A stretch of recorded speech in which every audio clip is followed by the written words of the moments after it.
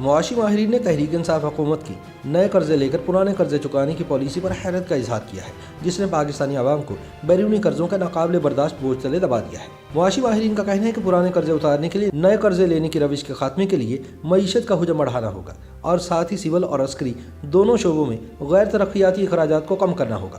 صرف یہ دو کام کرنے سے ملک کو سالانہ اخراجات کی مد میں 1 کھرب روپے کی بچت ہوگی، جس سے ملک کا بیرونی قرضوں پر انحصار کم ہوگا۔ وزیر اعظم عمران خان نے دعویٰ کیا ہے کہ ان کے 2.5 سالہ دور حکومت میں پاکستان نے $20 ارب کا بیرونی قرضہ واپس کیا ہے، جو بیرونی قرضوں کی واپسی کا ایک ریکارڈ ہے۔ پاکستان تحریک انصاف نے اپنے 2.5 سالہ دور حکومت میں $20 ارب کے بیرونی قرضے تو واپس کیے ہیں، تاہم یہ بھی سچ ہے کہ ان کے دور اقتدار میں ملک کا مجموعی بیرونی قرضہ تاریخ کی بلند ترین سطح تک پہنچ چکا ہے۔ پاکستان کے ذمہ واجب الادا مجموعی رقم اس وقت $115 ارب سے تجاوز کر چکی ہے۔ اسٹیٹ بینک آف پاکستان کی جانب سے جاری کردہ اعداد و شمار کے مطابق 31 دسمبر سن 2020 تک ملک کا مجموعی قرض $115.7 ارب تھا۔ ایک سال پہلے یعنی 31 دسمبر سن 2019 کو یہی قرض $110.7 ارب تھا، یعنی پاکستان کے ذمہ مجموعی طور پر واجب الادا قرض میں ایک سال کے دوران $5 ارب کا اضافہ ہوا۔ پاکستان کی فائنانس ڈویژن میں قائم ڈیٹ آفس کے ڈائریکٹر جنرل عبدالرحمان وڑائچ کے مطابق اسٹیٹ بینک کے جاری کردہ اعداد و شمار میں ملک کے مجموعی طور پر بیرونی قرض کی بات کی گئی ہے۔ اس قرض میں حکومت پاکستان کی جانب سے لیے جانے والے قرض کے علاوہ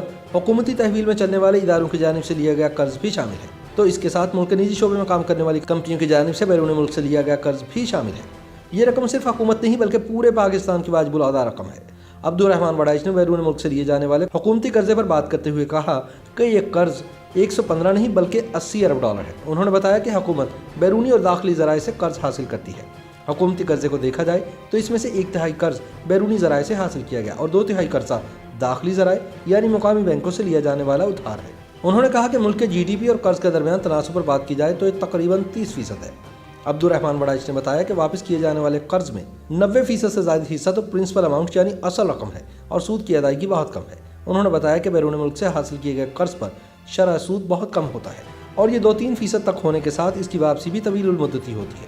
انہوں نے کہا کہ پاکستان کے بیرونی قرض کی واپسی کا میچورٹی دورانیہ اوسطاً 7 برس بنتا ہے، جو بہت اچھا دورانیہ سمجھا جاتا ہے، اور بیرون ملک قرض دینے والے ادارے بھی اسی وجہ سے ہمیشہ پاکستان پر اعتماد کرتے ہیں کہ یہ ملک قرض لینے اور واپس کرنے کی صلاحیت کا حامل ہے۔ ڈاوسن سیکیورٹیز کے ہیڈ آف ریسرچ یوسف سعید نے کہا کہ وزیر اعظم عمران خان کی جانب سے واپس کیے گئے بیرونی قرضوں کی تصدیق سرکاری اعداد و شمار سے ہوتی ہے۔ انہوں نے بتایا کہ اسٹیٹ بینک آف پاکستان کی جانب سے جاری کردہ اعداد و شمار کا جائزہ لیا جائے تو پتہ چلے گا کہ موجودہ حکومت کی مدت شروع ہونے سے لے کر 31 دسمبر 2020 تک اس حکومت نے $20.4 ارب کا بیرونی قرض واپس کیا ہے۔ یوسف سعید کے مطابق اگر مسلم لیگ نون کے پہلے 2.5 سالہ دور حکومت میں بیرونی قرضوں کی واپسی کو دیکھا جائے تو ان کی مالیت محض $9.9 ارب تھی۔ ان کے مطابق پاکستان پیپلز پارٹی نے سن 2008 میں حکومت قائم ہونے کے بعد پہلے 2.5 برسوں میں اس سے بھی کہیں کم یعنی صرف $6.6 ارب کا بیرونی قرض ہی واپس کیا تھا۔ معاشی ماہر کیسر بنگالی نے اس سلسلے میں کہا کہ وزیر اعظم کی جانب سے $20 ارب قرضے کی واپسی کی تصدیق سرکاری اعداد و شمار سے ہوتی ہے، جسے جھٹلایا نہیں جا سکتا۔ تاہم سوال یہ ہے کہ یہ بیرونی قرضہ پاکستان نے اپنے وسائل پیدا کر کے ادا کیا یا پھر بیرون ملک سے نیا قرض اٹھا کر ہی پرانا قرض ادا کیا۔ کیسر بنگالی نے کہا کہ اب تک یہی ہوتا آ رہا ہے اور اب بھی یہی ہوا ہے کہ بیرونی قرضوں کی واپسی کے لیے نیا قرض اٹھایا گیا، جو حکومتی اعداد و شمار سے ظاہر ہے کہ بیرون ملک سے لیے جانے والے قرض کی مالیت مسلسل بڑھ رہی ہے۔ ملک پر لدے ہوئے بیرونی قرضے سے نجات حاصل کرنے کے لیے کیا کیا جائے؟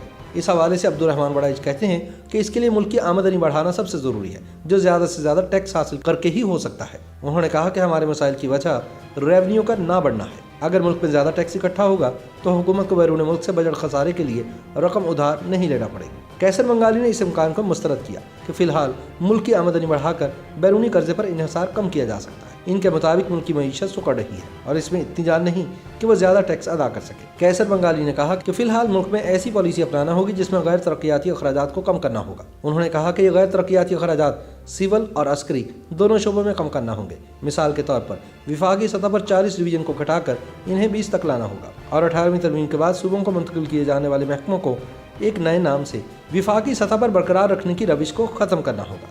ان کا کہنا ہے کہ اسی طرح دفاعی شعبے میں غیر جنگی اخراجات کو کم کرنا ہوگا۔ کیسر بنگالی نے کہا کہ صرف یہ 2 کام کرنے سے ملک کو سالانہ اخراجات کی مد میں 1000 ارب روپے کی بچت ہوگی، جس سے ملک کا بیرونی قرضوں پر انحصار کم ہوگا۔